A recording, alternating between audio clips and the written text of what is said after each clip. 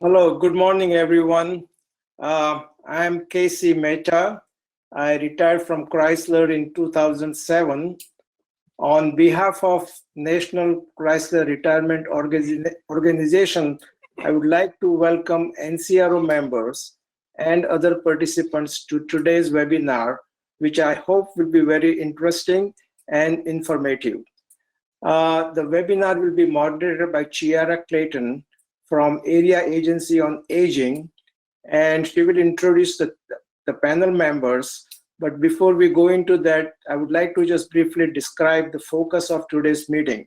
In today's meeting, we would discuss aging in place and the senior housing options, what type of financial aids are available in various caring situations, and you will hear an insight from a caregiver who's caring for his wife for last 8 years. At the end of the webinar, there will be a Q&A session, and Kathleen Yannick from Area Agency on Aging, she will be moderating the Q&A sessions. Now, I would like to turn over the webinar to Chiara. Thank you very much, Casey. Good morning, everyone. My name is Chiara Clayton. I am the Communications and Outreach Specialist for the Area Agency on Aging 1B.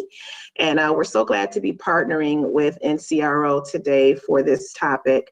Hopefully, everyone will come out of this with some good information that you can share not only with yourselves, but with any other family members, anyone that you may know that may be caring for an older adult, or that may be a future caregiver. So the Area Agency on Aging 1B, we're nonprofit dedicated to helping older adults remain in the home, living independently with the service that they may need.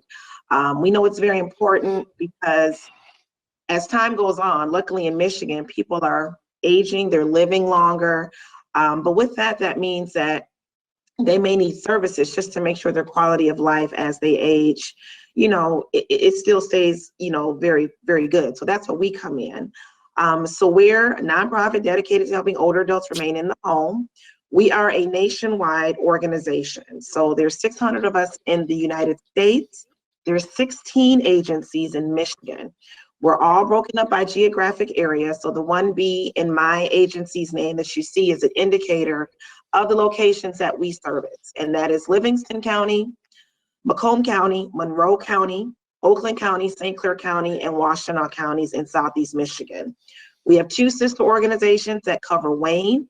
So together, the 3 of us make up the Southeastern Michigan Area Agencies on Aging.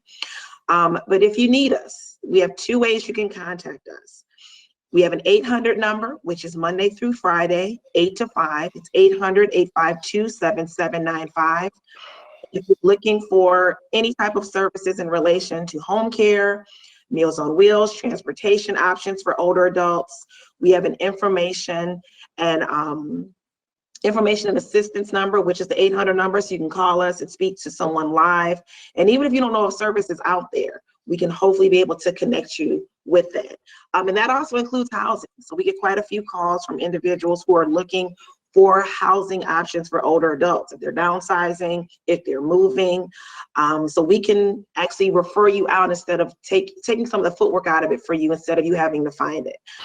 We also have a website, aaa1b.org. We constantly update it every day with services. So that's also a great resource. So again, Area Agency on Aging 1B, we're helping you to remain at home with the services you need, 800-852-7795. And I'm just actually waiting. We have 1 more panelist that will be joining us from Area Agency on Aging. And I believe he is joining now. Dale, Jim should be up and there like clockwork. Yeah. So again, we do welcome questions. We want everyone to, this is an opportunity to learn, to get information. So if you do have a question, go ahead and, place it in the chat. So once we get done with our panelists, we're going to go through a round of questions and just get lots of good information from them. Then we'll have a Q&A session after the panel discussion is over, where we can take all of your questions and you'll be able to ask the panelists questions, and then we'll do a wrap up. So that is our agenda. And without further ado, we want to get right into this. So again, you're here with the Area Agency on Aging 1B. You're also here with Presbyterian Villages of Michigan. And we're so happy to be here with you to provide this information on aging in place. So I want to introduce our panelists for the day. First, we have Jim McGuire, who is the Director of Research, Policy, and Advocacy for the Area Agency on Aging 1B. Jim has been with AAA 1B more than 3 decades. He started his career as a social worker and as a housing coordinator, senior housing coordinator in Metro Detroit before joining AAA 1B as a transportation planner. Jim has done field work as a graduate student at the Area Agency on Aging Region 4 in St. Joseph and what is now known as Michigan's Aging and Adult Services Agency. Today, Jim serves as our Director of Research, Policy Development, and Advocacy, gathering key data that lets us know what our clients need and to help make a case for better funding and programming on the local, state, and federal levels. He's frequently in Lansing, Michigan to advocate on behalf of older adults and adults with disabilities. Jim founded the Silver Key Coalition, a group devoted to making Michigan a no-wait state by eliminating the waiting list for in-home care services. And I'll add that Jim is actually, he's rounding the corner. He's getting ready to cross that finish line because he's going to be retiring this year, everyone, after over 35 years of service to Area Agency on Aging. So we're just glad to have him today because he's coasting. He's like, I've done my thing, but he's going to finish strong. So thank you for being with us today, Jim. Thank you. You're welcome. Next up, we have Ms. Lynn Alexander, who is the Senior Vice President and Chief Marketing Officer of Presbyterian Villages of Michigan. Lynn is known as a thought leader and policy influencer. She currently serves as Senior Vice President and Chief Marketing Officer for Presbyterian Villages of Michigan, or PVM for short. She also served for 7 years as founding board member for the Michigan Health Endowment Fund. Ms. Alexander has served as an appointee for 2 Michigan governors, a Michigan Attorney General, and a Michigan Secretary of State. Prior to her government service, Ms. Alexander was a frequently requested speaker for Fortune 500 corporations, specializing in public speaking and communication. As Senior Vice President and Chief Marketing Officer for PVM, she is responsible for planning, organizing, implementing, and evaluating all public relations and government affairs, and supervises the sales and marketing and wellness departments. She earned a Bachelor of Social Work from Defiance College and a master's from the University of San Francisco Lone Mount College. She's active in her community and is a founding co-chair of the Oakland County SAVE Task Force, which is saving adults who are vulnerable and or elderly to combat elder abuse and exploitation. For over 20 years, Lynn has served on several boards, including for the Institute of Gerontology at Wayne State. So welcome, Lynn. Thank you. We're glad to have you as well. And last but not least, we have Mr. Kanu Casey Mehta. Casey is the sole caregiver for his wife of 4 decades, Sumi, who was diagnosed with Alzheimer's in 2013 at the age of 59. He is a retired Chrysler engineer. He participates in a support group for Alzheimer's caregivers. He's also taken the Powerful Tools for Caregiver class, which is one of our agency's best courses that helps caregivers to learn how to be a better caregiver while caring for their older adult. And he considers himself a care partner for his wife. And I'm quite sure all of you know and love KC. So welcome, KC, and thank you for inviting us to be a part of this. Thank you. All right, so we know who our speakers are. We see that we have a very well-rounded panel of speakers. So we're just gonna jump right into the questions. So what we did is we just came up with a couple questions to be able to just have a discussion on what aging in place is. What options do you have if you are caring for someone that may need additional help outside of what you can provide in your current home? What options do you have for maybe caring for them at home and maybe doing some modifications? And just what should you know if you're either caring for someone who may down the line need to move, or just as you age, what should you look out for as far as aging in place? So we're going to get right into it. And our first question is for Jim. So Jim, can you describe the type of housing options? And just for those that may not know, the two main are what we call ADLs, which are activities of daily living, and IADLs, which are instrumental activities of daily living. Can you explain what those two type of housing are, please? Oops.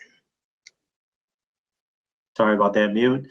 When you think about the available housing options, we like to think about it as a housing on a continuum. And at one end of the continuum is housing for people, options for people who are completely independent and can manage their own care, to people who have no ability to, serious challenges and limited ability to provide their care.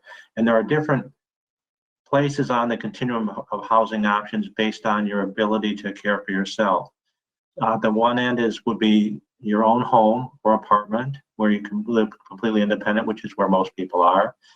Then the next step is assisted housing, which is housing which is considered independent, where it's your own home or apartment, but there are supportive services available that can help you with things that you cannot perform on your own, or your loved one cannot perform on their own. The most common are assisted living facilities, like we see in our communities, and adult foster care homes. Assisted living communities are generally large, 100 or more units and residents living there. Foster cares are more smaller, under 20 residents. Sometimes they have adult foster care home options in homes within communities where you might have 5 or 6 residents. To the more restricted and more intensive care options like nursing homes is what we think about, and institutions for people with other types of cognitive impairments. So there are that's the continuum of housing options, and knowing what the activities of daily living and independent activities of daily living are important, because that helps you tell where you or your loved one should fall on that continuum. For example, activities of daily living are things like bathing, dressing, the ability to toilet on your own, meal preparation. And if you have deficits in those areas where you can't perform those functions, you need to find the right housing option that is the best for you. So if you have just a few minor daily living, assisted living limitations, it may be appropriate for assisted living. But if you need the ability to transfer into and out of the toilet, or in and out of the bed, maybe a more assisted option like a nursing home would be appropriate. And so that's the system of how we kind of determine what level of housing is appropriate for the individual based on what they can do for themselves and how much they can bring into their situation, either through paid care or family members and so forth.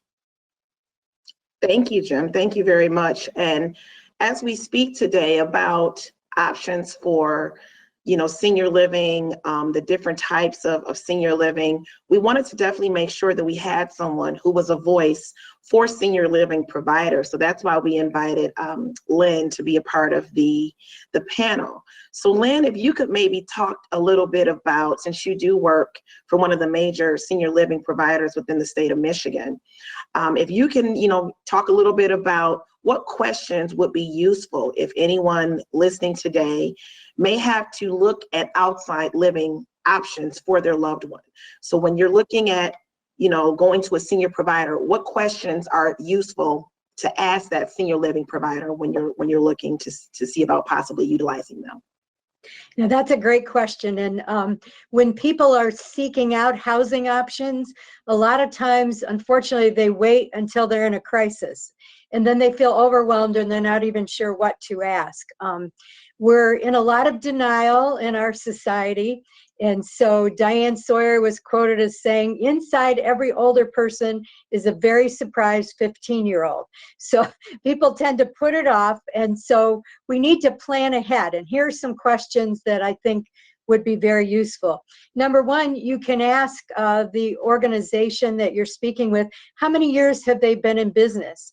I'm not saying this is across the board, but these days, a lot of people are noticing the demographics and getting into the business without really having a lot of experience or background.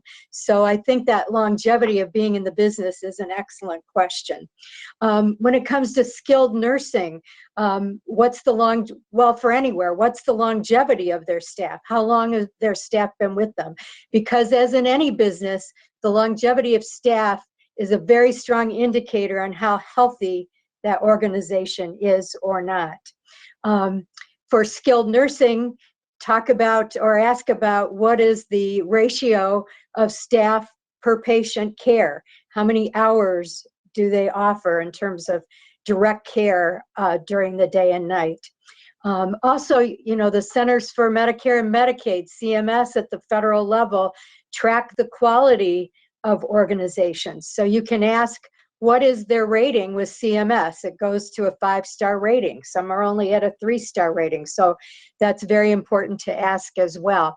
And then these days, since we've been going through COVID-19, I think a very important question is, what were the protocols that they had in place during COVID-19? Because there's an extreme continuum of how well people did in terms of infection control, in terms of distancing, masks, all the things that they needed to do in order to follow the state and federal guidelines, and how did they do with that? And then finally, what do they do in terms of resident engagement? We talk about the fact of exploring possibilities in life or enhancing possibilities, so that when you move into a place, an organization or a residence, you want to be involved with life and be vibrant and enjoy life rather than kind of existing. And so I think that's another reason sometimes why people put off moving into a congregate setting, because we have these old scary ideas of what nursing homes from decades ago were, and that's not the case in most cases these days. So a lot of folks who live at our locations wouldn't want to be anywhere else. They're enjoying the camaraderie, the engagement with each others. We have a wellness department, and we work in terms of exercise and nutrition and cooking classes and all kinds of things that people want to be involved with in life. Another thing to look at is what's called a life plan community or a continuing care retirement community. We have several of those where you can move in an independent living phase, and then as you go through the cycle of needing more and more care, you never have to leave that campus. You can go all the way from independent living to assisted living or memory care, and then to skilled nursing. We're also doing what are called greenhouses, which are state-of-the-art care for skilled nursing, much more livable and enjoyable than the old style of providing care. So those are just some good questions to ask. Thank you, Lynn. And I know Presbyterian Village has been around. You guys just celebrated your 75th anniversary in 2020, correct? Right, yes. Yes. So great question. Good pickup. I'm sorry I didn't mention that. Thank you. That's what I'm here for. I want to we get all the good information. But yes, I shared that because you mentioned that one of the questions is you should really ask how long that, you know, the facility's been in business. And, you know, that does tell a lot, because that, you know, if you've been around for a while, that means you're obviously doing hopefully something right. So we want to make sure that's definitely first and foremost. And so with that, we of course have Casey with us, who is not only a member of NCRO, but he's actually a caregiver for his wife. This subject is very near to him and dear to him because this is something that he had to deal with personally. So Casey, we want you to just describe, as a caregiver for your wife, describe how you have had to modify your home to assist you. So Casey decided when it was looking like, you know, his wife would need additional services, instead of thinking about taking her out of the home, he wanted to keep her at home, but he had to make some modifications. So he has a lot of good information to share if that is something that someone is thinking of. So Casey, can you maybe just give us this description of how you were able to modify your home for Sumi? Sure, definitely. So as Jim described, you know, activities of daily living, my wife is in the 9th year of her disease, and she requires round-the-clock assistance. And I do have part-time caregivers who help me provide some of the assistance. And as Lynn mentioned, many of the care you would provide at nursing home, I have decided to provide at home. To do that, over the years, what I have realized, there are two aspects of caregiving. One is I would call emotional acceptance and management. You have to come to some level of acceptance of your own emotions that you're going to do this work or do this job or do the caregiving for your loved one. And second one, I call it creative problem solving. What I mean by creative problem solving, again, finding solution for your loved one's safety and well-being at home, what they would be getting at outside home. So if I go around this slide here, the first slide here, I have the number one, we built a ramp from garage going into the house. As my wife was having difficulty when we take her out for a ride or outside the house in the car, she would have difficulty navigating the steps coming from house into the car. So we built this ramp, and it's built in such a way that I parked my Pacifica in reverse. So the front of the Pacifica is pointing towards the garage door. So as soon as she comes at the end of the ramp, the front passenger door opens and she gets into the car. So it makes it very easy and she doesn't have to navigate too many different areas of movement. So that was one. Second one, earlier in her disease, she was eating by herself. And in this disease, what happens is they're difficult to concentrate on what they're eating. They can move their plates. So I came up with this solution here. This is anti-skid diasum mat. If you put any object on it, they kind of stick to it. They don't move as easily. You have to really force to make it move. And that solution worked for a while. So that's another modification I had done. In going to the slide number 3, which what was happening, we have a sunken family room. So going from the hardwood foyer into the carpeted area, there was a step. And I was always afraid of her safety. She could, misstep and, fall or something. So we built a ramp, and that worked very well. So she was able to navigate. And what happens in this disease, what is good at one time may not work at other time. So recently she has difficulty navigating even that ramp. And I did not want to dismantle the ramp because in future it might come of use when she's in wheelchair or something. So temporarily I put a barrier to that ramp. If you can see 2 steel bars. So those are the bars they use in 18-wheeler cargo trucks to move the cargo from moving. So I found a very inexpensive solution to take care of the problem right now. So I have a flexibility of using the ramp or not using the ramp. Photo number 4. While we were giving her shower, accidentally the shower knob would move, and that would move change the temperature, which is very unsafe. So I was trying to figure out how to solve this problem. So I was looking at those European shower faucets, where you can lock in the temperature, but they were very difficult to install. So I thought of very inexpensive solution. I went to the Home Depot, bought 4-inch PVC coupling, and I just glued it over the shower knob. So now the shower knob is encased within this coupling, so it's very difficult to move that. So that solved that problem. Now, next slide, please.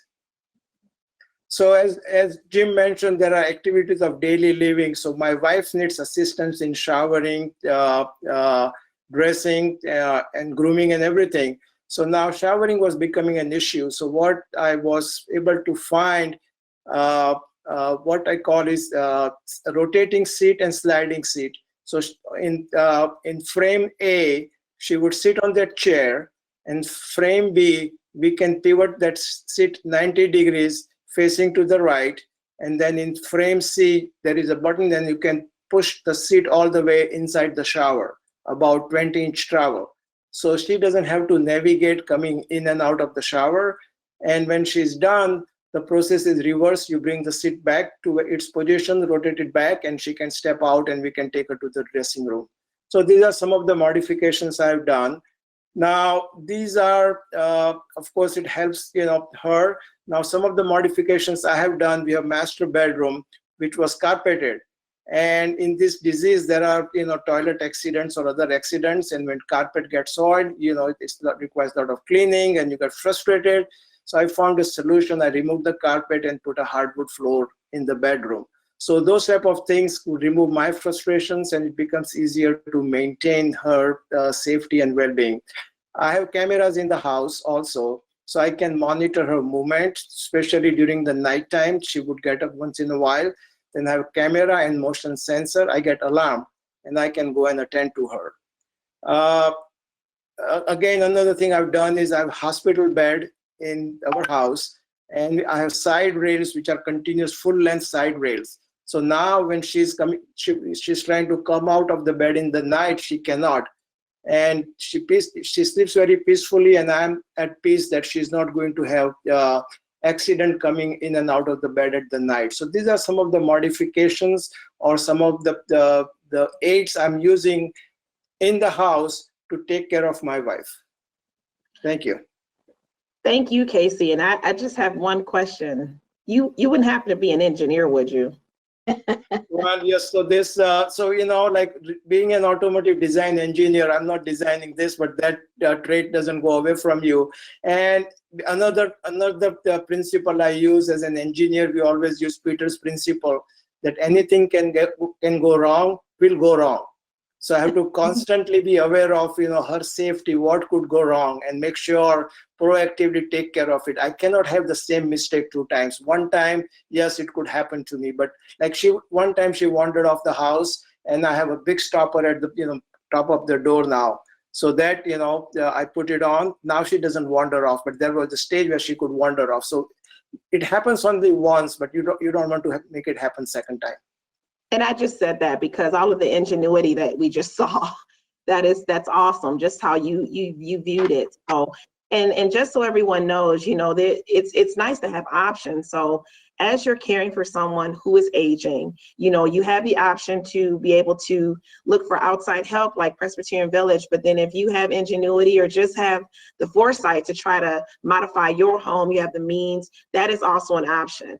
The Area Agency on Aging, we always want to make sure that older adults age and be comfortable. Most people are comfortable in their homes. So that's what we really try to assist with. So with information like this, we're hoping that if you're in this situation, or this may be something that you may have in the future, that the information you get today will give you all the options that are available to make sure that the person you're caring for is able to be as comfortable and care for in the best possible way.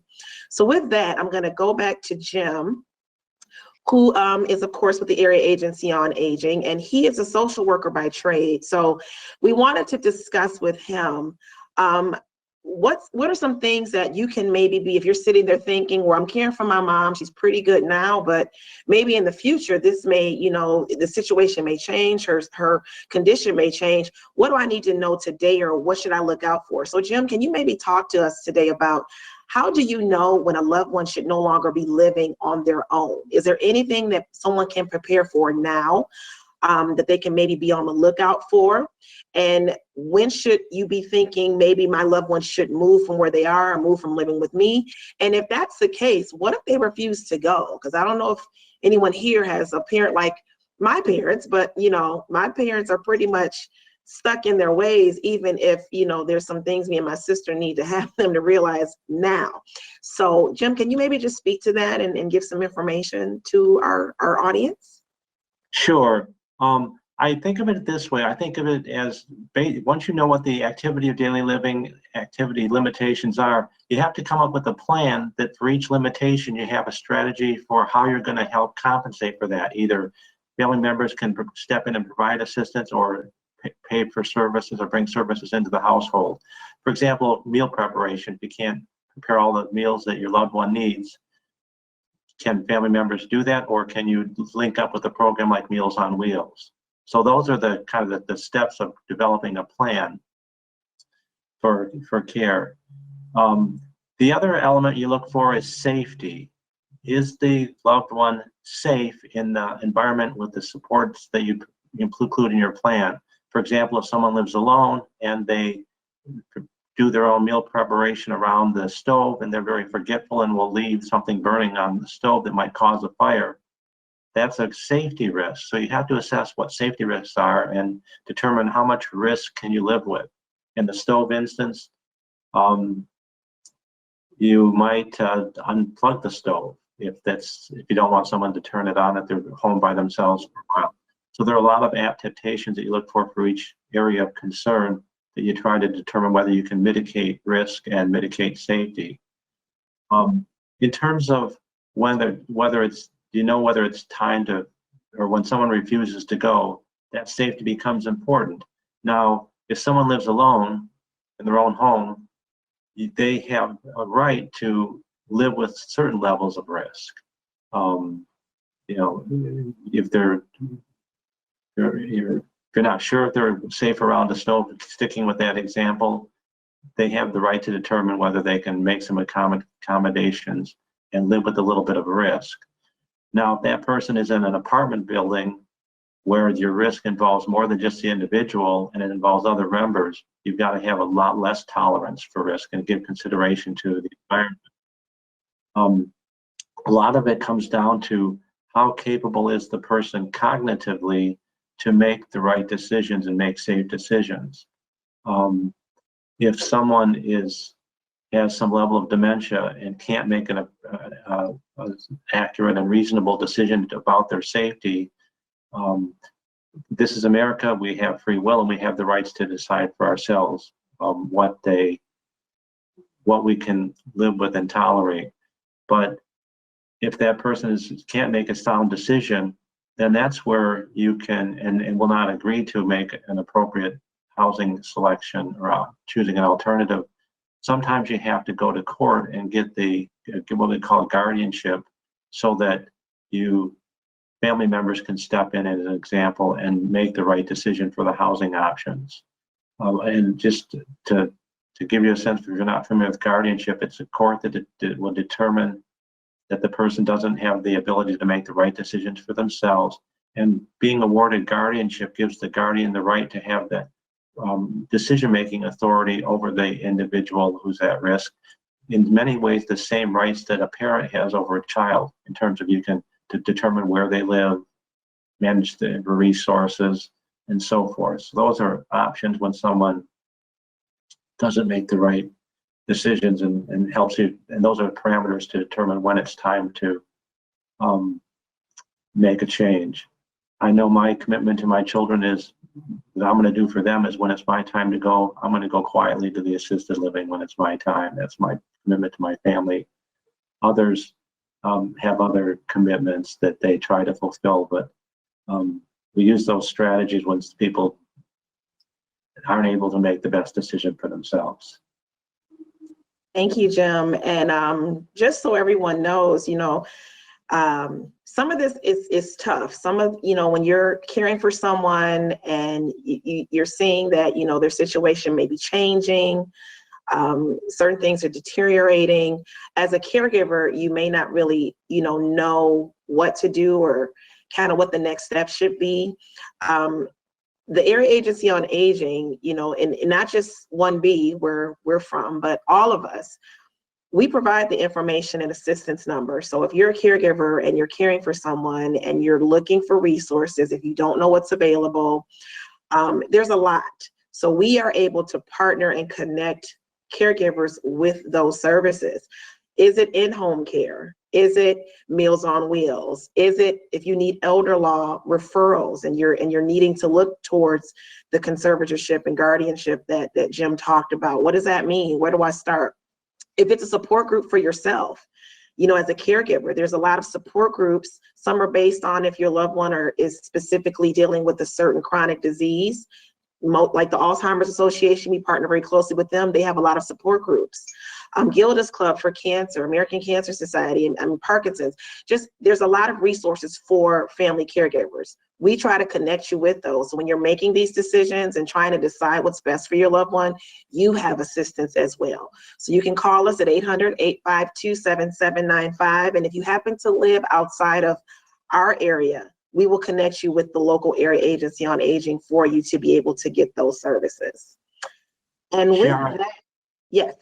I'd like to add, many times you're afraid that maybe someone's doing okay, but you know something is going to happen. Like either they're going to become forgetful, leave the stove on, or have a fall and so forth. As long as the person's of sound mind, they have the right to live and make their own decisions.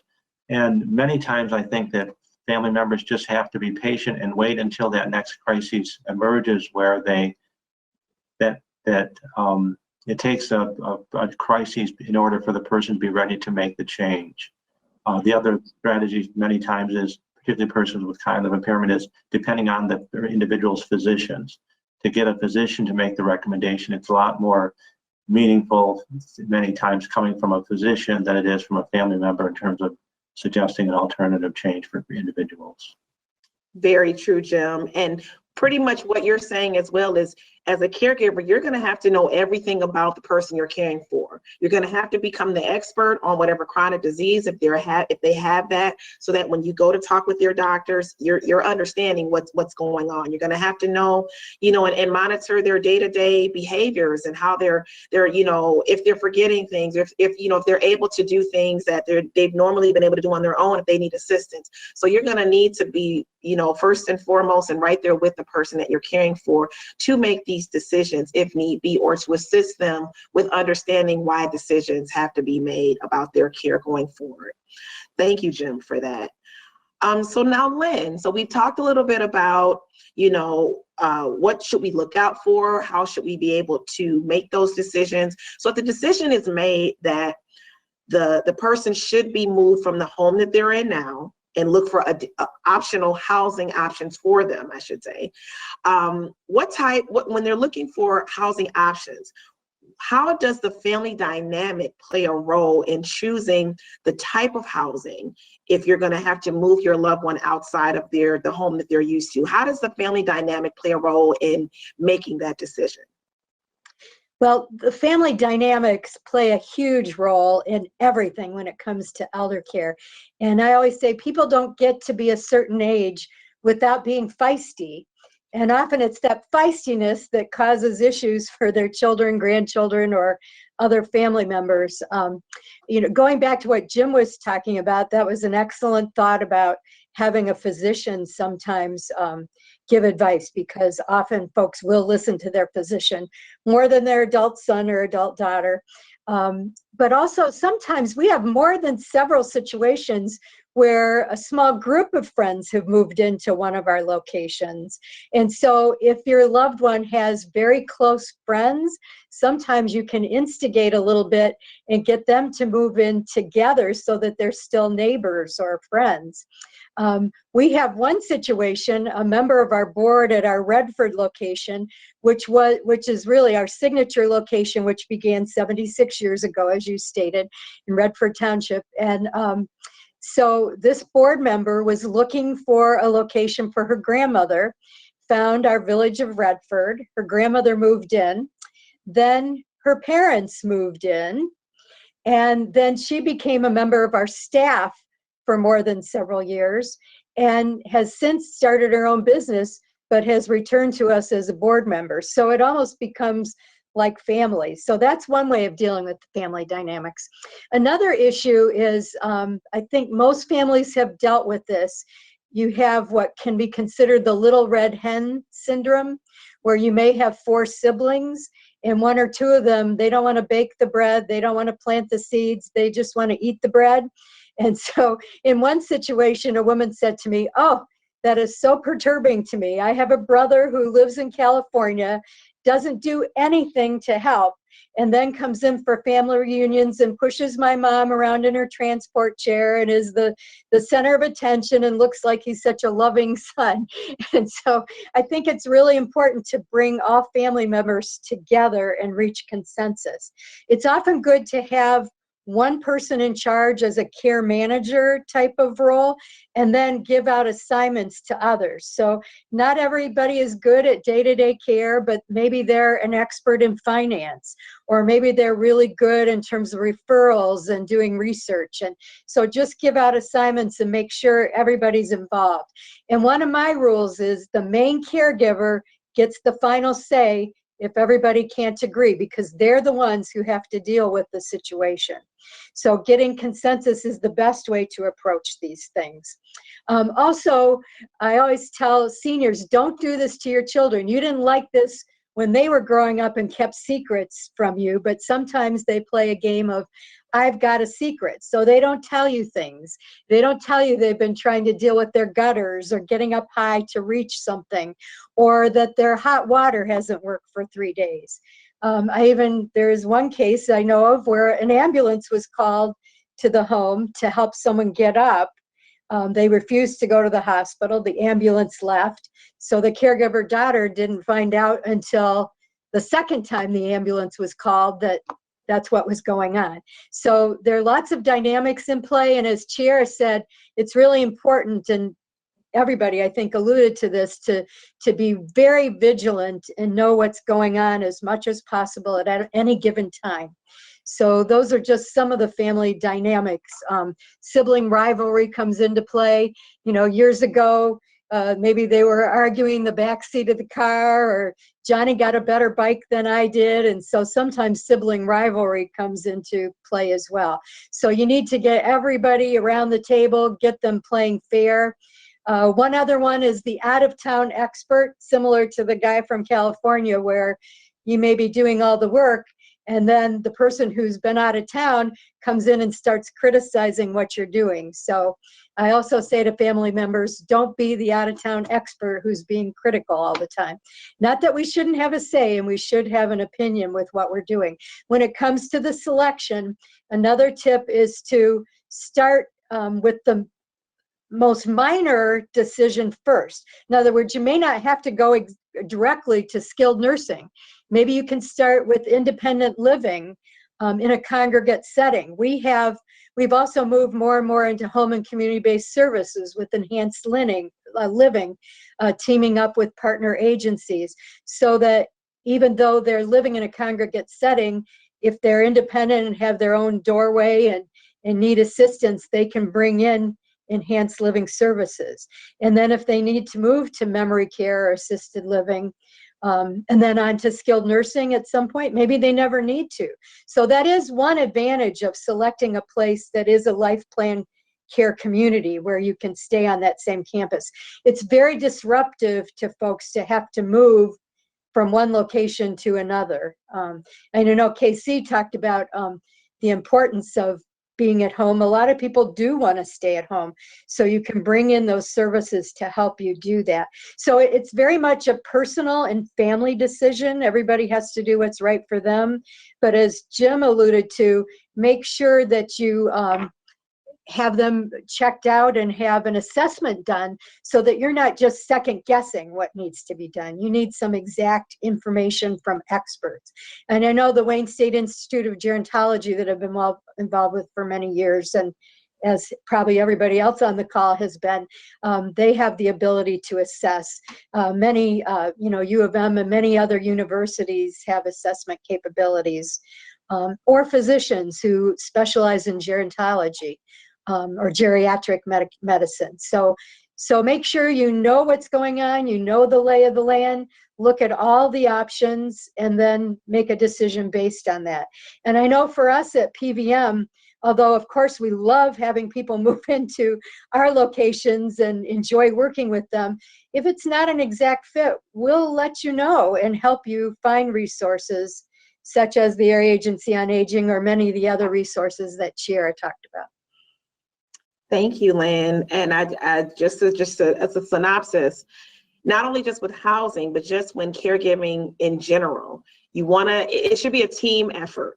And that includes family, that includes doctors, that includes a team effort. That lead caregiver, as she mentioned, should really get a team together. And when you're asking family members to help, even if it's trying to decide on housing or just trying to decide on what's the best plan for mom, dad, grandmother, whoever you're caring for.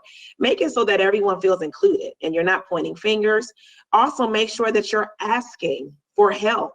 Don't feel like you have to do everything on your own, and don't feel bad that you're asking people. Assess who's good at what. Ask them, lead with positivity. If it's not the best situation, don't say you never do. Say, you know what, you're really good at, can you? Ask something specific, and when people say, how can I help you? Take them up on it, because they probably really mean it, and give them an assignment. And just make sure that when you're caregiving as a whole, that you get everybody on board. And remember, it's not about you, it's about the person you're caring for in every situation. So thank you so much. Thank you, Chira. Those are excellent points. And although I talked about the one woman who was upset, you don't want to be critical. Nobody likes to respond to criticism or be made to feel guilty. And sometimes they don't know what to do. So if you can give assignments, that's good. Also, if you're long distance around the country, most families are like that these days. They're not living in the same town like many years ago. And so you can do mediation or meetings remotely, just like we're doing right now. I know the Oakland County Mediation Center will work with families and actually set it up for you and help you do that remotely, so that, again, everybody's involved. You don't want to leave somebody out. Perfect. Thank you, Lynn. And we're moving right along. So we're going to go back to Casey. So we've talked about when looking for housing options, how family dynamics play a role, and when looking for outside help. But some caregivers choose to keep their loved one at home, and Casey is one of them. So Casey, can you just maybe discuss with us, when sitting down and really thinking about what would be best for your wife when she was diagnosed with Alzheimer's, and just as her situation went on, what made you decide to stay in your home instead of seeking other housing for your wife? And kind of how did you go through that, and just share with us how that process was with you? Definitely, very good question. Yes, there are many dynamics, as Lynn described, of situation or relationship. And as Jim described, there is a commitment part also. So there are many factors. I'll touch on about 4 or 5 factors. And first 1 or 2 factors to me are fundamentals. They are foundation on which you can build your strategy. So one of the foundational item is the commitment. Commitment, I would call it devotion. Are you willing to, have your time sacrifice, your life sacrifice? So those have to be in place. Now we have different relationship, as Lynn described. There could be a parent-child relationship where child is taking care of a parent, and I talk mostly in terms of dementia here. Or there could be one sibling taking care of another sibling, or friends or partners where one friend or partner is taking care of another partner, and finally the spousal. Now, in many cases, this partner and parent-child, the relationship is a little different with the spouse. Spouse, you've been living with the person all your life, married life. So there are a lot of written or unwritten or spoken or unspoken covenants, understanding between all these, the members. Now, when you are married, I'm married for 47 years. When you are married for that long, you have these marriage vows, till death do us part. So when you are working from that premise, putting into nursing home or putting off outside your home, you kind of feel that you are breaking that vow. So with that in mind, I decided that I must give, care at home as long as I'm able to, give her care. For example, if, we had the informal discussion, so I know that if I was in a situation where my wife Sumi is now, I know she would have taken care of me. And I'm just trying to do what she would have done for me. So that's another approach, I'm taking. And to me, if you approach this from your duty or obligation, it works, but it doesn't work for a long time. It has to come from within. It has to be very, very deep, that you are going to take care of your loved ones or the person you have spent all your life together. So that commitment has to be there, unless that foundation is there, you can't build the structure over it. And then, once you have this, it provides you a purpose, clarity, and focus of doing all other things. So now the second important thing for me is the capacity. The capacity being physical capacity, emotional capacity, and the financial capacity. Now, there is a silver lining, in my wife's disease. She got at younger age, so we are a little bit younger. I'm in physically good shape to be able to take care of her, most of her needs. Of course, I do have, the part-time caregivers who assist me, and I'll talk to them, about a little bit later. So physical health is very important. My wife is in very good physical shape. Now, the emotional part of it, when most of us caregivers, we go through very turbulent time when you find out, that your loved one has a disease. And initially, I went through this turbulent time, first 2-3 years, you go through denial, you go through grief, you go through a lot of anxiety and other things. But at some point you come to emotional acceptance. And once you're in emotional acceptance, you're able to manage your emotional situation much better. So to me, the emotional acceptance, emotional management is very important. And the physical condition of the person you are caring for, as long as, they are not very aggressive. There are situations where, let's say in my case, if my wife is not very aggressive, but if she gets aggressive, I'm able to handle it. My caregivers can handle it. But I've known some cases where, it's the situation the other way. The husband has the disease and wife could be a petite, husband could be a big, big person. And in that situation, if husband gets aggressive, it is, wife's safety becomes very important. So then in that situation, it doesn't work, it may not work. So the capacities to me is very important. And once you have this emotional acceptance, you have equanimity. So you don't go through up and down of your emotional every day. Some days are good, some days are not good. So you are even keel, So those, unless, so commitment and capacity, to me, those are the foundations.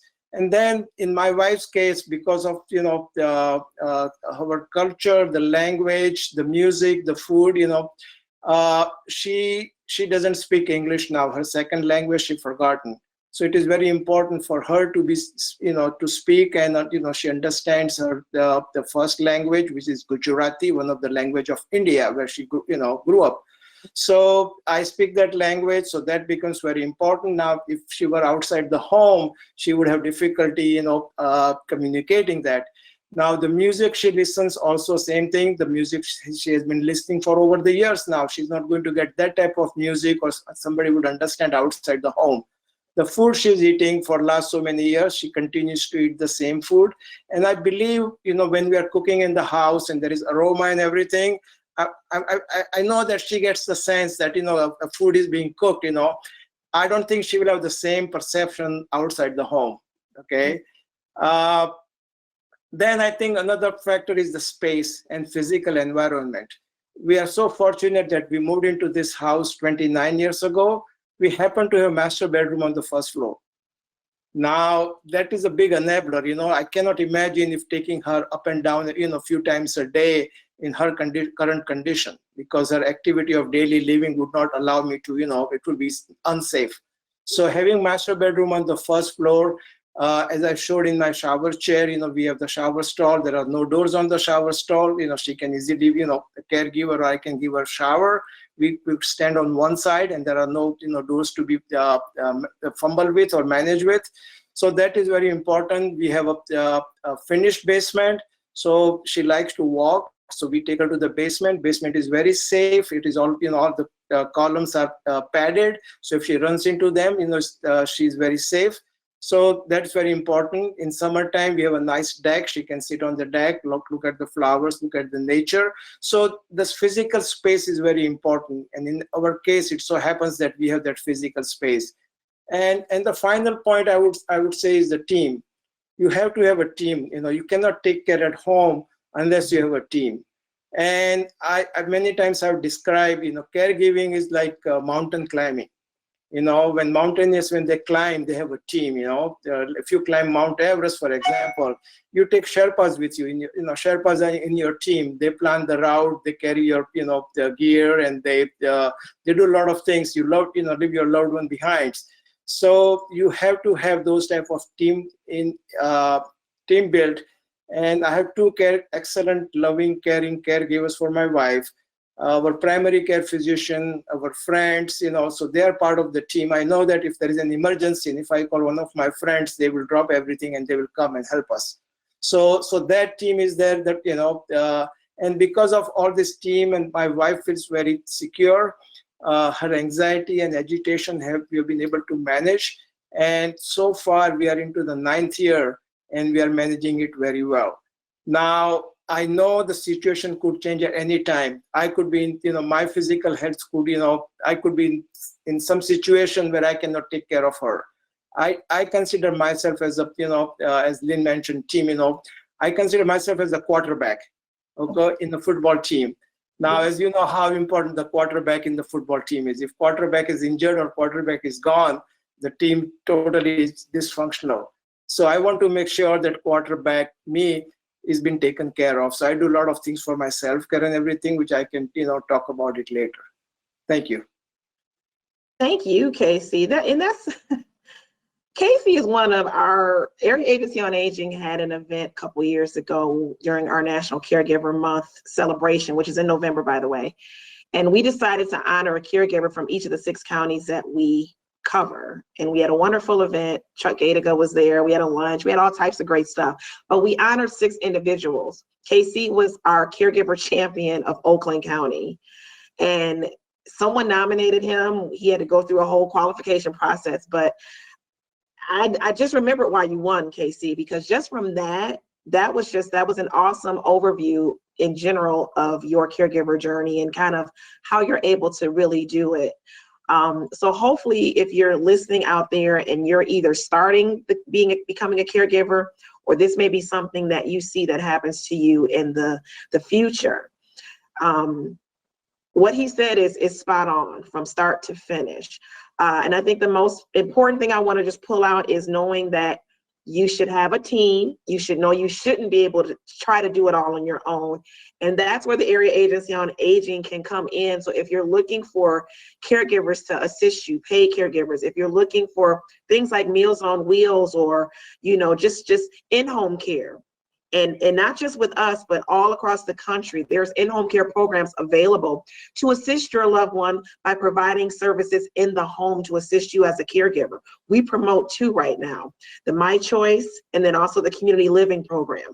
But if you call your Area Agency on Aging as a caregiver, you'll be able to be partnered with a lot of resources and services to assist you to make sure that if your loved one is staying at home and you're caring for them, that you're cared for as well, but that they're also getting the best amount of team coverage in addition to what you can offer. So thank you, Casey, for that. And you're truly an inspiration for real. Yeah, one thing I would like to mention is, I describe a lot of hardship, but at the end of the day, there is a lot of joy.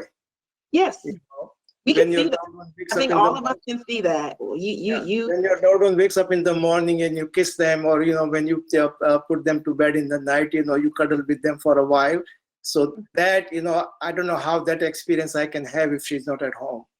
Perfect. And this way we are able to give her, one-on-one, what I call person-centered care, which does wonders to her, in my view, right now, in our situation. Thank you. So we're going to be wrapping this up. We have one more question for each of our panelists, and then we definitely want to have you ask your question. So if you haven't already put a question in the chat, you'll see that how to ask a question is continuously looping. So we do want to definitely get your questions and make sure that anything that you want to ask our panelists, we're able to do that. So for the last question, we're going to jump back up to Jim. Jim, we've talked about a lot of information outside of the home care, inside of the home care for housing. Is there any help available to pay for all or parts of care options that we've spoken about? So can you maybe touch on that if individuals are thinking about, I may need this, but I may need assistance paying for it, or what are my options for that? Can you touch on that a little bit? Yeah, that's a good question, because for most people to try to help their loved one age in place, stay in their own home, they end up bringing in care aides to come into the home to provide the care that they need. And if you turn to home care companies, and there are many of them available in our community, you can expect hourly rates between $20 and $25 at being typical rates, which can be very expensive for someone who needs to have a companion with them for a good part of the day. If you can't afford that, there are various programs if your loved one depends on your loved one's financial situation. The one program that people need to consider first is whether or not the person that needs the care has any veterans benefits, because the Veterans Administration has a program called Aid and Dependent Care, which if the veteran had a specific level of service, they may be qualified for, and they may be qualified to get a payment to help offset the cost of bringing care into the home. If you're interested in pursuing this, if the loved one does qualify for some veterans benefits, you need to contact your local county Veterans Benefits Office, and they can tell you what look up the status of your loved one, whether they qualify for these supplemental payments. That can be very helpful. The other place is, of course, the Area Agency on Aging. We use some of our federal Older Americans Act and state funds to provide in-home care for loved ones where there's no cost for care, but we do accept donations based on your ability to make donations. So you can call the Area Agency on Aging. We provide care like housekeeping assistance, personal care assistance, even respite for family caregivers, where we can provide someone to come into the home for a 3 or 4 hour block to allow the caregiver to give a break, either do some shopping, be relieved of the burden. Maybe some caregivers take a nap during those times to try to recharge their batteries. Now, these are great programs we offer. I do want to warn you, we do have wait lists for these programs. As much as we've advocated for help for family caregivers with our legislature and our Congress, the dollars that are made available to us don't allow us to meet the full demand, so there are wait lists. People who have more severe needs can get toward near the top of their wait list. But again, the Area Agency on Aging can tell you how available those types of supports can be. Now, if the loved one is very low income, they may qualify for Medicaid programs. Medicaid is the federal health insurance program for low income people with limited incomes and limited assets less than $2,000 to $6,000, depending on whether there's a spouse involved. And for those Medicaid programs, which Shara mentioned, the Medicaid waivers is one of those programs. Again, you can call the Area Agency on Aging. We will tell you about what the qualifications are. There are two basic Medicaid programs. One is the Home Health Program, which is administered by our state's Health and Human Services Department. And that program will provide a cash benefit up to $300 a month in most cases for the person who needs care to pay for and become the employer of an aide to come into their home. In many cases, they often can use that to pay for family members, which is particularly good if your loved one, if you're a family member that needs to give up their job to take care of mom or dad, that can help supplement and offset the losses. And then the other program is the My Choice Medicaid Waiver Program, which is for severely disabled individuals who, based on their physical condition, qualify to be in a nursing home, but can't afford to pay that $60,000, $70,000, $80,000 a year in nursing home costs. And for that program, you have to have an income below approximately, I should have researched what that amount is. I believe that your income has to be below about $2,500 a month, and you have to have assets less than $2,000 for an individual and $6,000 for a couple. And that program is generally readily available for people throughout the state. And it's important because if the alternative is nursing home, the amount of care that it's take for most of those people to be cared for well in their homes is less than the cost of the state program as if they went into a nursing home. So it's an actual savings. In Michigan, in our program, we probably pay for it costs about $85 per day that the program pays for care. But if that person was in a nursing home, the taxpayer funded program would be paying about $185 per person per day. So it's a program that makes sense for family members as well as for taxpayers. And so we really want to try to help people access that program if it's the logical solution. But those are the main supports to help people pay for care if they can't afford to pay for the care that's needed themselves. Thank you, Jim. And I know I'm in outreach, so I promote. Part of what I do as far as my promotion are the 2 state-funded in-home care programs that we currently are able to connect individuals with. But if you don't live in Michigan, I know we may have some people who are from out of state.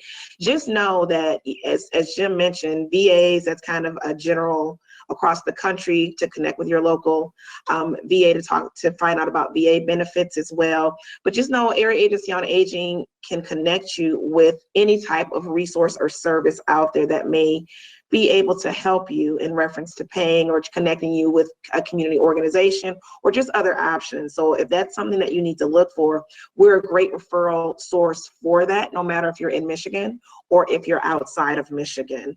But that's usually a big question that we get, and how do I pay for this, or what are my options? So thank you, Jim, for going over that. And now to Lynn. As we know, if anything, if COVID's taught us anything, there's new technologies every day that are coming about that we're having to learn and kind of embrace as we go along. So that can be the same as far as with housing. So we wanted you to touch on any new technologies that are being created to assist seniors in reference to housing or just in general, because that's something too that can assist caregivers and any older adults that are listening as well. Absolutely. Before I do that, I just want to piggyback a little bit on what Jim talked about in terms of veterans and also waiting lists, because we created a program which we're extremely proud of and has been very successful, called Veterans Preference. And we worked with Housing and Urban Development to create this so that a veteran can be moved to the top of the waiting list for assisted living, affordable independent living, as to honor our veterans. So just wanted to make sure people knew about that. In terms of technology, some of it's been around for a while. I mean, most people are familiar with the commercial, "I've fallen and I can't get up," or are familiar with Alexa, that she's gained tremendous popularity lately. And those things can be very helpful. I mean, I think anybody who's living independently and has even an inkling of any issues should have a pendant button to wear, a life alert kind of system, so that people can get to them for help. When I was state aging director, I heard of a situation where a woman had a senior companion coming into her home a couple of times a week. The woman had fallen, could not get to the phone, didn't have a button to push, and the senior companion found her a day or so later.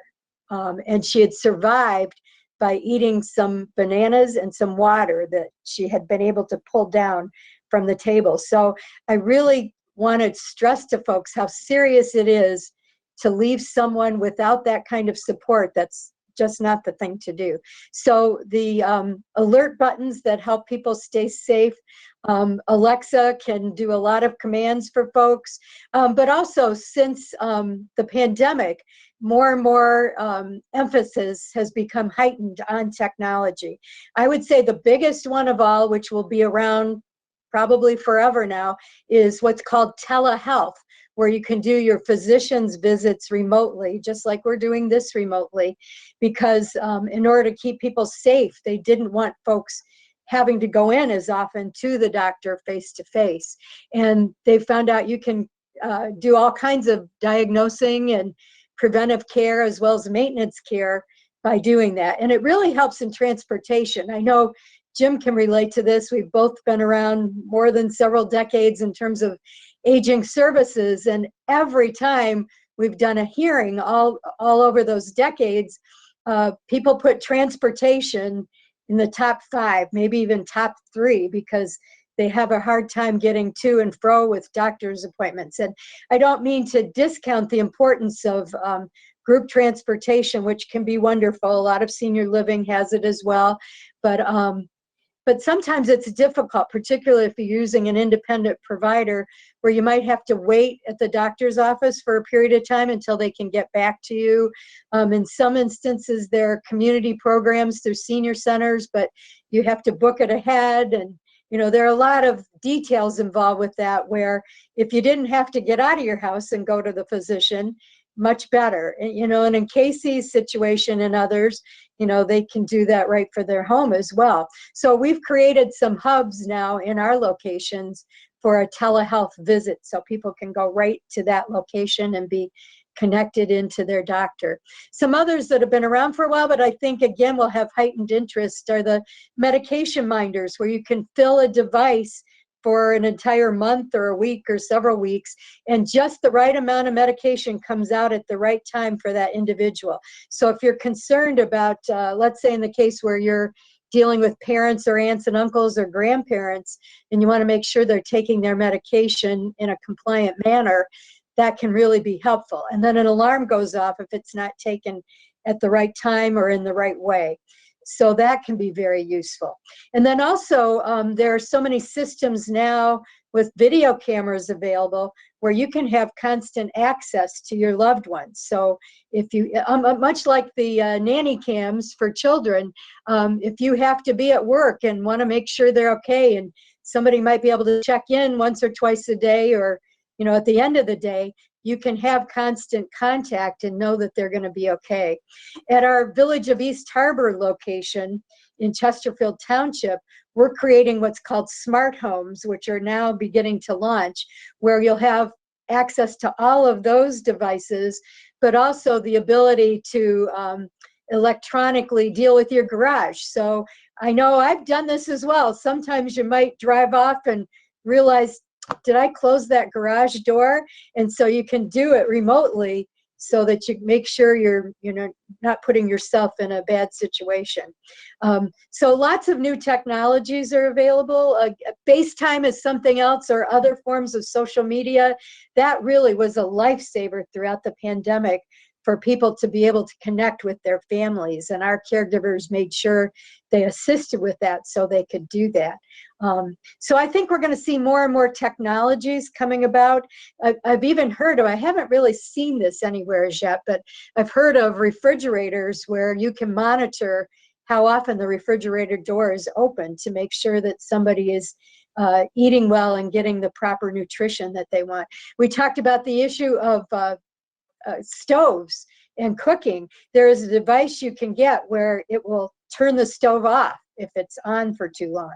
So those kinds of things can really help in terms of people wanting to be independent. And as Casey talked about, people, and Jim as well, people often do want to remain independent or take care of their loved one in their own home. And so there's so many entrepreneurs out there and pretty brilliant minds that are working on all of this. So I know we'll see more. Also, in terms of dementia and Alzheimer's, some of the most tragic circumstances I've ever heard of is when someone has cognitive disabilities and walks away from their home. And in some cases, they've found them dead later on, or in many cases, luckily, they find them early on. But there are tennis shoes that you can purchase that will have a device right inside the shoe, or other shoes as well. So it's like a GPS system, so you'll know if they've left. Also, rugs that you can put in front of a door, and the minute the person steps on that rug, you'll know an alarm goes off, just like an alarm door. So those are wonderful things to check out. And I think you could just Google, technologies for senior living, and all those will pop up. So we're experimenting with a lot of those as well.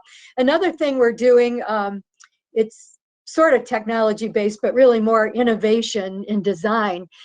Tom Wiley, who's our Director of Wellness, Innovation and Wellness, who used to be with Area Agency 1B, is working with a couple of universities and going for some grants for refurbishing how senior living is provided.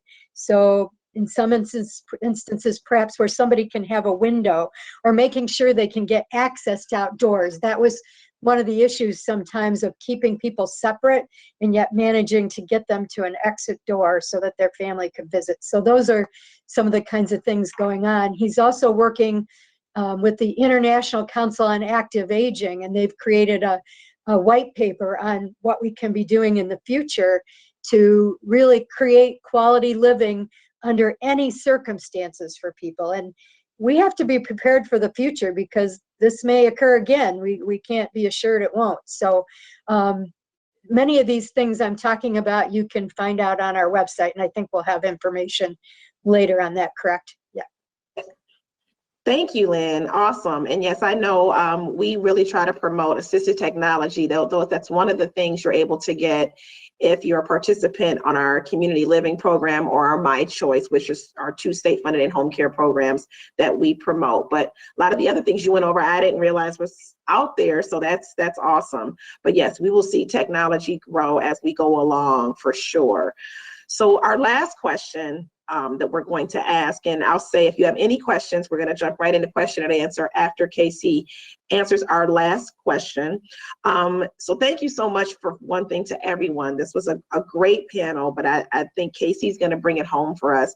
And just as our chief caregiver on this panel, what advice would you give to other caregivers on how to balance caring for yourself while you're caring for your loved one? And you touched on it a little bit earlier, but this is very important because a lot of times caregivers kind of feel like it's a self-sacrificing thing, right? But as we hear in the airport or in the airplane, what do you have to do? Put your oxygen mask on first before you try to assist others. So can you just give us a couple tips to bring us home on how caregivers should care for themselves and know how to do that while they're caring for their loved one? Definitely. That was the line I was going to use about the oxygen mask myself, Anyway, in the initial years of emotional turbulence, I mentioned, you go through in this disease, or any disease when your loved one is stricken with something, it takes time. It takes time to come to some level of understanding. And yes, you do go through grief and denial and, a lot of other emotions, fear, anxiety. Some people go through depression, shock, I did not go through shock or depression because I just, assessed the situation. One thing I did, I got myself educated. I read a lot of books on the disease, on the Alzheimer's, written by the caregivers, written by professionals, written by medical doctors.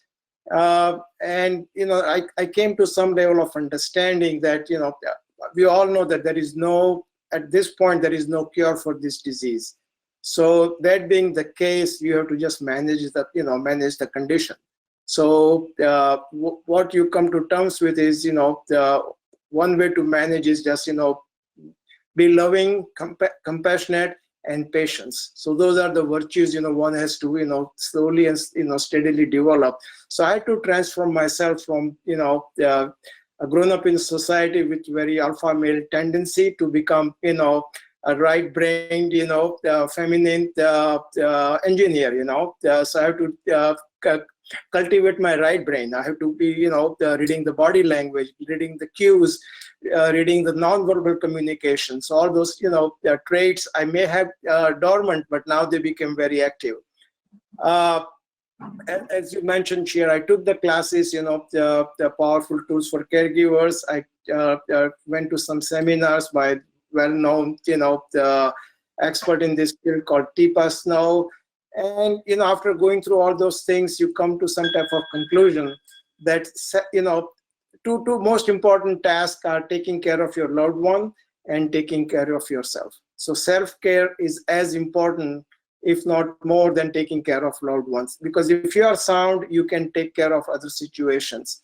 So again, the oxygen mask is an excellent, metaphor, and I do take it to my heart and make sure that I am, safe and I am, sound. And one of my goals is to survive Sumi. So I'm always able to take care of her. So that being my, goal, that keeps me, eating healthy and doing, the right thing. I'm 6 years older than Sumi. She's 67, I'm 73. So I'm older than her. So maybe, I want to make sure that I'm physically able to take care of her. And another very grim statistic I keep in mind, study done by the Stanford University, where they say 40% of the caregivers, they die before the person they are caring for. So that's very profound, the 40%. Okay, so I thought maybe that was a wake-up call for me when I read about that statistic. So now, how do you do self-care? How do you, so first of all, you need to find time for yourself. So now, how do you find time? So you have to step away from, you think you are so essential in caregiving that, without you, everything will fall apart. No, it doesn't work that way. You have to find a trusted, experienced, skilled, loving and caring caregivers. And there are plenty of them. You may have to, they say, normally people go through 7 or 8 caregivers until they find the right one. And a lot of things are involved, the chemistry between the caregivers and the person they are caring for, chemistry between the caregivers and, the primary caregiver in the, in the house or, wherever they are, situated. But once you can find time for yourself, there are a lot of, things you can do. So in my case, I'm attending art classes, free art classes given for the caregivers by Birmingham Bloomfield Art Center. Before they were in person, during the COVID, they had stopped and they resumed virtual, and now they will go back again, in person. And they are, every 2 weeks or something, but when you go there for a couple hours, you leave all your, caregiving thoughts and, other chores behind, and you are totally absorbed in, creating something from nothing. So that's very, very soothing for me. I learned to express myself through another medium is I write journal. I write quite a bit about my thoughts, feelings, and experience. And recently, a friend of mine was so kind enough that he created a website called My Journey with Sumi. And you can find all my essays, all my writings, some of the self-care, items I've done in my website. So now, before the website, of course, the website is nothing but your writing. So writing is very crucial. And when I write something, it's out of my mind. I don't brood on it, and I find it therapeutic. So to me, that is my, my self-care. I attend support groups, given by Alzheimer associations. And what I find in this support group, people are at different stages of their journey. Some are more advanced than me, some are, beginning, and you get a better perspective of everyone's situation. And many times it's not that you find, some type of comfort, but you walk away that, my situation is not as bad, maybe some other folks are going through even tougher time than I have. Some people have, financial, issues, some people have relationship issue. And when you think of all those things, I say, well, I don't have those issues. The only thing I have to take care of is my wife. So it gives me a good perspective. And you learn quite a bit about, some people who may have been, their loved one end of the life situation. So I know what could happen in future. So I'm kind of prepared for it, but I try to live, day to day. So if you get better perspective. Another thing is I'm trying to become an advocate. I try to do as much advocacy as I can. And through that, I find some type of comfort myself that at least I'm trying to help others in a similar situations. I'm trying to remove the stones, in my path, so other people following, they don't have to, stumble over the stones. And as a matter of fact, just being part of this panel discussion today, to me, that is a self-care for me. That's how I look at it. So these are the self-care issues I try to do. There are a lot of minor, these are a little bit more involved, but it could be very simple thing, just walking in the park, going for a bicycle ride, calling your friend, gossiping. Gossiping is a self-care, because it takes a lot of things off your mind. If you can gossip while being a caregiver, that means you can able to be, from serious, business, you can go to very trivial business. So those are, to me, very important self-care items. Casey, if I were a football player, you could be my quarterback any day. Thank you so much. We're going to wrap up our panel. I want to thank Jim, Lynn, and Casey for all of your information, your insight, all your good information. We're going to go to your questions, but really quickly, I just wanted to give a couple shout outs and just a couple things. We talked a lot about classes, about self-care, about housing options. So we have just a couple things. If you're interested in information from PVM, they have 30 locations in the state of Michigan, over 75 years of experience. You can go to pvm.org to get information on the locations and everything that Lynn touched on about their facilities. So definitely check them out. If you're interested in a class, Area Agency on Aging, we have a wonderful class called Powerful Tools for Caregivers. And since we're in this virtual space, all of our classes are now virtual. We have one coming up starting July 14th. It's a 6-week class. Teaches you how to be a great caregiver, gives you lots of resources and tools. You can register for a class or find out when our next session is by calling 833-262-2200 to find out about registering for the class, about our next classes. I'm going to put other information in the chat, but I've had a great time being your moderator for this piece. Again, thank you to our panel. I'm going to throw to Kathleen Yannick to go to our question and answer. Thank you, everybody. Thank you. Hi, everyone. I'm Kathleen Yannick. I'm the Communications Manager here at the Area Agency on Aging 1B. I'm also a caregiver, and I learned a lot from our panel today. So thank you all for sharing your knowledge, experience, and great advice. So we've got a few questions here in the chat. The first one has to do with how to find an area agency on aging in your area if you're not in Southeast Michigan. So Jim, I thought this would be a great question for you since you have 30 years of experience in the aging network, or over 30 years.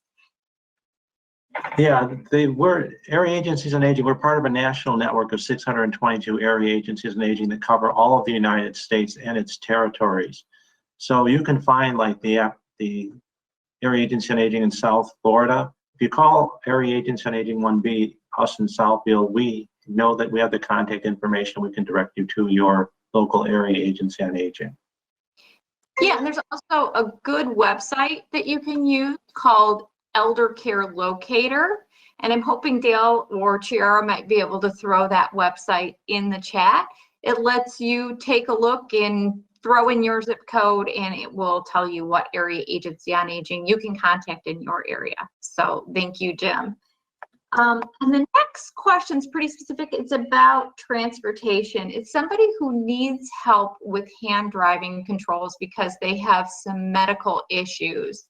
So I don't know who and it really does have to do with, you know, adapting your environment, etc. A little bit like KC was talking about. So I don't know if there's a panelist who'd like to answer this question. If not, I'll take a crack at it. Go for it, Kathleen. All right, I'm going to go for it. My suggestion really is to do two things. One, to look for transportation resources in your area, and I don't know what area you're in. Here in Southeast Michigan, we do have a great program called My Ride 2, and they have a wonderful website that you can find at myride2.com, and that's MYRIDE2.com. And they will help you find transportation assistance in your area. So they'll kind of see what rides or what transportation resources are available in your area and connect you with them. They'll also arrange a ride for you if you give them a couple days notice. The service is free, but you do have to pay for the transportation directly. There's lots of senior centers and regional transportation authorities that can help you find that transportation as well. Now, for the part where you'd rather remain driving yourself, which I totally understand, my suggestion is to reach out to an occupational therapist. Maybe your physician can help connect you with an occupational therapist, because that might be something that they can help you with. If you call your local healthcare organization or healthcare provider, your big healthcare network, you know, say a big hospital network, there are often occupational therapy services within those healthcare networks that they can provide for you. AARP also has some good driving resources on their website, and that might be another resource that you can connect with. Here in Michigan, I know that AAA, the AAA Automotive Group, does also have some driving resources. So those are 3 that I can recommend. My other recommendation is to call your local area agency on aging and see if they have some resources locally that can help you out. So I hope that answer kind of helped you out a little bit and gave you some places to connect with in turn. Kathleen, Yeah. also, you just reminded me, in many cases, county health departments can be useful in terms of resources and information. Oh, thank you, Lynn. Good call. Someone else, and Casey, this might be an appropriate question for you. Jim, I can see actually all 3 of you having some input on this. This person was wondering how to find legal assistance needed to financially care for someone with a loved one with dementia. So, among the 3 of you, anyone have any ideas, Casey? Are there any resources that you turn to? No, no, in my case, I was able to find all resources within myself and, through other agencies. So I did not reach out to any professional help so far. Okay. Again, I don't know what exactly legal, the requirements, the questioner is asking. One thing I did was all our legal documents, they were in order, fortunately, before my wife's condition. So we have, living trust, we have power of attorney, we have, healthcare power of attorney. And I believe Jim mentioned, I do have a guardianship, so all my legal papers are in place, so I can make, the decision for my wife. Now, that wasn't the question, but at least if that was the question, then, that's my answer. I can add that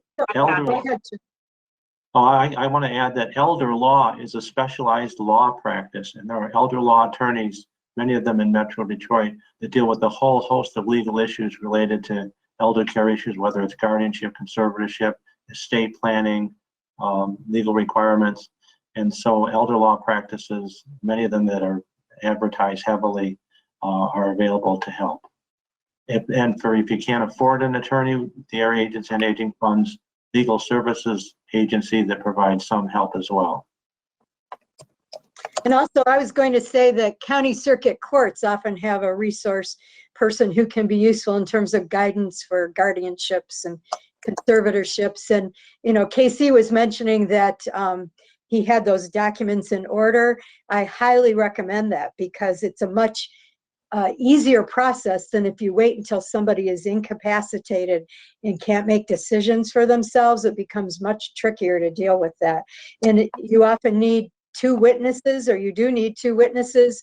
Try getting that when somebody's in the hospital, so a very good example of the need to be prepared.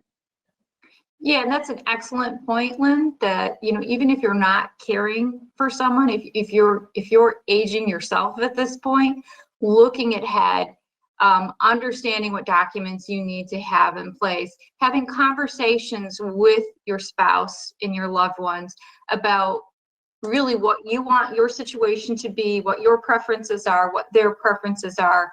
Is it staying at home? Jim talked about, telling his kids specifically what he wanted. Is it staying at home? Is it going to is it utilizing an assisted living? Those are some of the conversations and things that you can have with your spouse and your children now. And looking ahead is incredibly important. Okay, and Casey, somebody asked this question. It's a little bit personal, so I'll let you decide if you'd like to answer it. They asked if your wife's had a history of Alzheimer's in her family. Well, no. Okay. Recently, I was in touch with a geneticist, and that's one thing we wanted to find out, or at least should I do any genetic test on my wife to know if she's getting a genetic marker or not. From the initial investigation, none of her family member on her side has this issue. So at this point, we are not sure if she's the one having some genetic marker, by herself. And it's a very tricky issue how much you want to find out about this, because right now there is no cure. And one advice, I talked to Sumi's neurologist many years ago, and his advice was, even anybody who does any type of genetic testing, the result might come, oh, you have 20%, 30% chance of having dementia or some marker in future. You don't know what age. As of now, I think that it's said that 30% of people of our age at this point, 30% of people would develop dementia. Now, at what age, so if you do genetic testing and you find, okay, there's a 20-30% chance, or you getting a genetic marker, when you become 40, 45, you misplace the key or you open the refrigerator door looking for something else. Are you thinking, is this the beginning of, this, my downfall or something? So neurologists say there is no point, it's not very definitive at this point, so don't do anything. So that was his advice. That makes sense. It can just kind of be a stress or anxiety point at sometimes rather than being.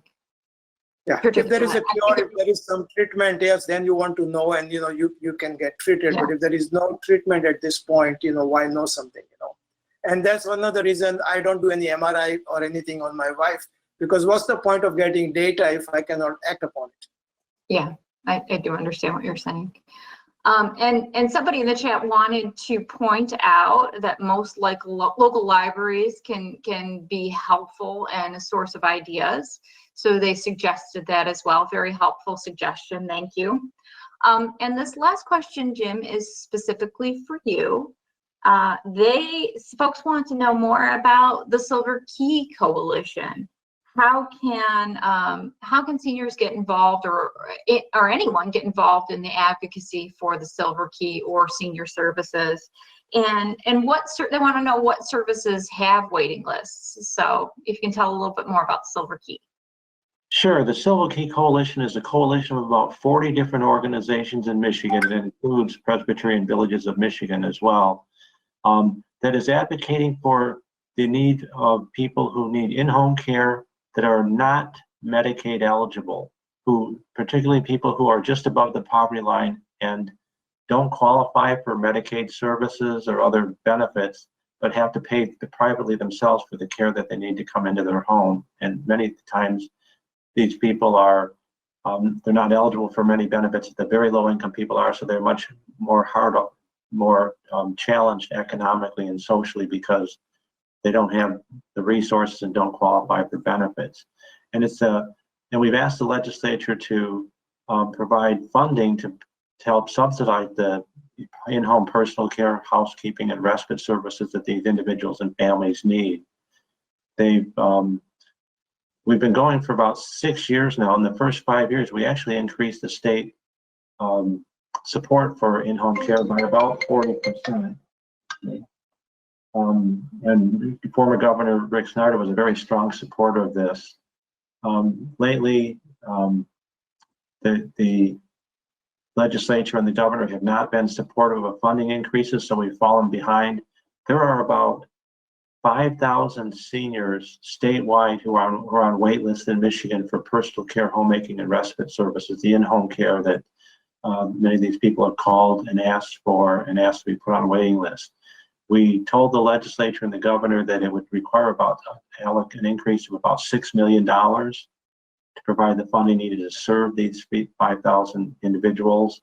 But unfortunately, that it's not been supported in the budget process. So we're going to continue to advocate for this population, which is a very neglected population and particularly important so that there are resources to help family caregivers meet the responsibilities when they need a little bit of help, need a little bit of break to recharge the battery. So thank you for asking this question. If you want information about this, there's a website for the coalition called silverkeycoalition.com and .org that you can go to find out more information. Excellent. I am not seeing any other questions in our chat, so I'm kind of going to give people just a moment to, throw any other questions that they might have in there. And it looks like that is all we have. So I'm going to just kind of wrap up by, and I'm actually going to throw it back to somebody else to wrap up. But just a couple things that I would like to emphasize, that if you are interested in staying at home, we also, Casey talked a lot about his home modifications. There are also something called certified aging in place specialists that can help you as well. And your local area agency on aging 1B, or our local area agency on aging, can point you in that direction. Some of the other resources that we have is our agency actually produced a resource guide called Connect that you can download from our website. And on page 52, we do have lots of information about the different kind of continuum of housing choices that are available that Jim kind of touched on. So that's one place that I would send you to as well. So our website, which is aaa1b.org, the PVM website, which is pvm.org, both really wonderful resources. And I'm going to throw it back to Chiara. Well, Kathleen, you just wrapped us up perfectly. But no, I'll just say again, thank you to everyone. Thank you so much to NCRO for having both Area Agency on Aging and also PVM as part of this to speak to your membership. Thank you to Casey, who's been just such a joy since she's connected with Area Agency on Aging a couple years ago. Anytime we call on him for anything, he's there to assist. Thank you again to Lynn. Awesome. PVM is awesome. You probably even know this, but I worked with them in my previous role with Concerto Health. We used to. Yes. I spent many days doing bingo and ice cream socials in a couple of locations in Detroit with the seniors when I was there. So always been very impressed with PVM and the locations. Thank you to Jim as well, an awesome resource, pretty much the anchor of our agency, very well respected in reference to just helping seniors and being a voice for older adults in the state of Michigan. We're gonna miss you, but we need you for a little bit longer. And just thank you to Dale, all of the back end gentlemen who are helping with this as well and making sure this goes smoothly. We had a great time and we hope to see everybody again soon. Yeah. And thank you. Anything else, Casey? Yeah, Chair, I would like to just conclude, as an NCRO member, I would like to thank all the members who joined today. And I hope that they found this informative. And again, I would like to thank you, Chira and Kathleen, for partnering with us on this webinar. And of course, Lynn and Jim being part of this webinar to provide their excellent insight. Many thanks to my fellow aging subcommittee members, our fearless leader, Chuck Austin, Stanley Chu, who was the brain behind this seminar, or webinar rather, and Dale Cook for providing all the valuable technical support for this webinar. This webinar was recorded and it will be put on the NCRO website for future viewing for all of our members as well as non-members. And after the summer break, we will be working on another, hopefully this will be in-person seminar sometime in fall. We don't know the topic yet, but once the topic is decided, we will let our members know about it, and look forward to seeing you sometime in fall. And I thank you all and have a great and safe summer. Goodbye. Thank you. Bye. Thanks, everyone. I'd like to say, as the owner of a classic Jeep, I want to thank all the members for producing some great vehicles. Yes, and as an owner of a brand new Jeep Wrangler as of a month ago, and I'm enjoying it. Thank you, Chrysler. I should have said that too. I love my Wrangler. It's my best friend. Her name is Star. Thank you. Okay, I can beat you. I'm on my 5th Jeep. Oh my gosh. As the daughter of a Ford engineer, I feel so left out, but Chara loves her Jeep. Like, loves her Jeep. Thank you, everyone. Bye. Bye, everyone.